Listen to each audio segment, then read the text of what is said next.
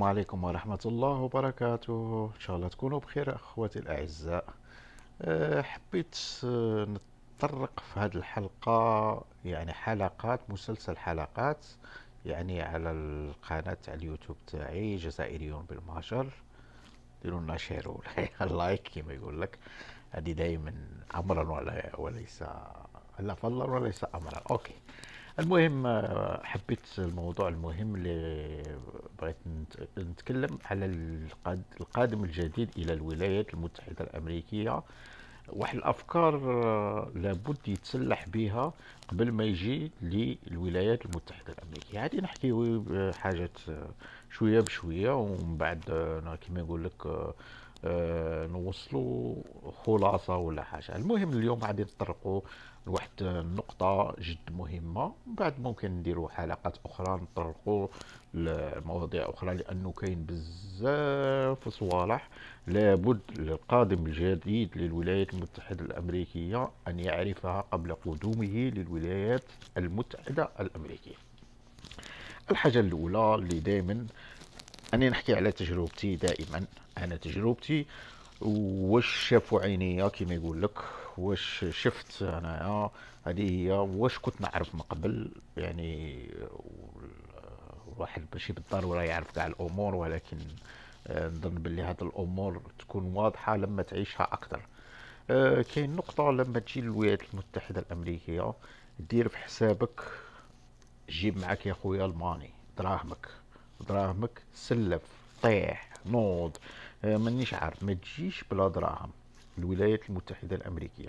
لأنه خوتنا راهم في أوروبا، بالك راهم يديروا فيديوهات. أوروبا تبقى مملوءة بالجزائريين، يعني حتى ولا طاحت بيك ممكن تما كاين هذه المشكلة، ولكن ماشي كيما المشكلة اللي كاينة في الولايات المتحدة الأمريكية. علي تسألوني لماذا؟ اولا لان الولايات المتحده الامريكيه ما فيهاش جاليه جزائريه كما اوروبا. هذه الحاجه الاولى. الحاجه الثانيه، الولايات المتحده الامريكيه دوله راسماليه. كي نقول دوله راسماليه يا جماعه، الرأسمالية، النظام الرأسمالي يسموه وحش. يسموه وحش، يعني نفسي هنا في الولايات المتحدة الأمريكية.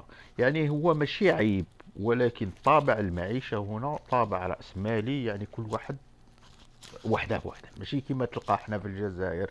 لا تجيب العقلية تاع الجزائر وراك جاي الولايات المتحدة الأمريكية، يعيطوا لي وكذا ويعاونوني. يعاونوك ولاد بلادك اللي يعرفوك، المقربين تاع المقربين. ولكن دائما ضرب حسابك، روح للاتجاه السلبي في هذه النقطة. يعني إذا طاحت بك عادي تلقى بعد الماني، تقدر تمشي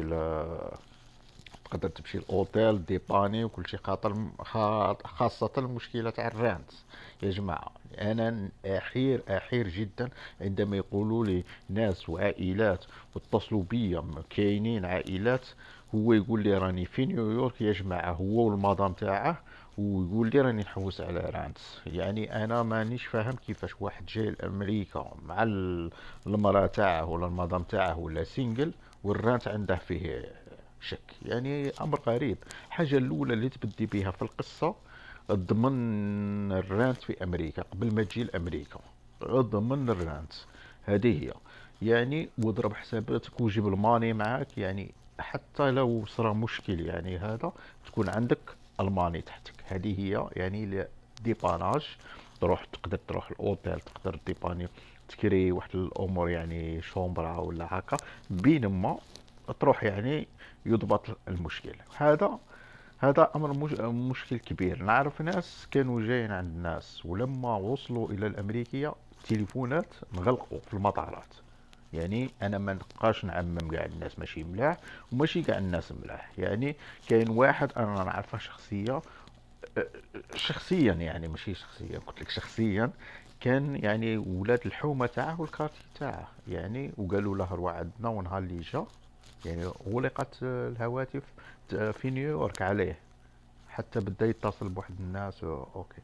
يعني عندها قصة، يعني عندها مدة، ولكن ممكن تصرى على أي واحد في هذه الاحتمالات، لأنك راك ماشي غربة، وهذه الغربة يعني ماشي غربة قصيرة تاع ساعتين طيارة ولا، راك ماشي قارة أخرى وحياة أخرى ونظام معيشي آخر مختلف كل اختلاف.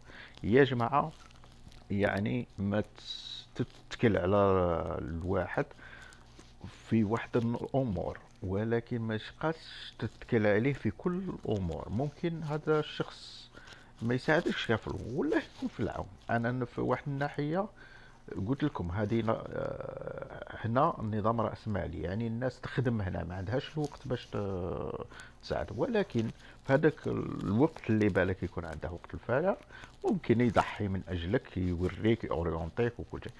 حاجة مهمة يا جماعة، الأورينتاسيون، الاورينتيشن هنايا جد جد مهمة، راها تنباع بالدراهم.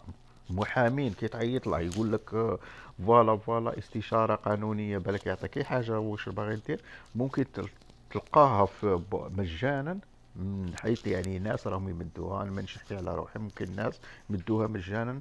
قيم هذيك الاستشارة ولا التوجيه والإرشاد اللي يمدوه لك، وامشي فيه وعرف وين تحط رجليك، لانه صدقوني هنا ولا شيء يعني مجانا. وتلقى كاين اللي عندهم اكسبيريونس فاتوا عليها، ما يبغوش يغبنوا ولاد بلادهم وينغبنوا ولاد بلادهم، الوغ يمدوا ويديروا فيديوهات، الله يعطيهم الصحة، باش اورينتي. ولا تلقاه كاع ما يديرش فيديوهات، ولكن في الواقع يقول لك هاوش دير، هاوش دير، هاوش دير، واش دير. كريديت كارد، الامور تاع الهيلث انشورنس، لانه هنا الحياة كلها مختلفة كل الاختلاف.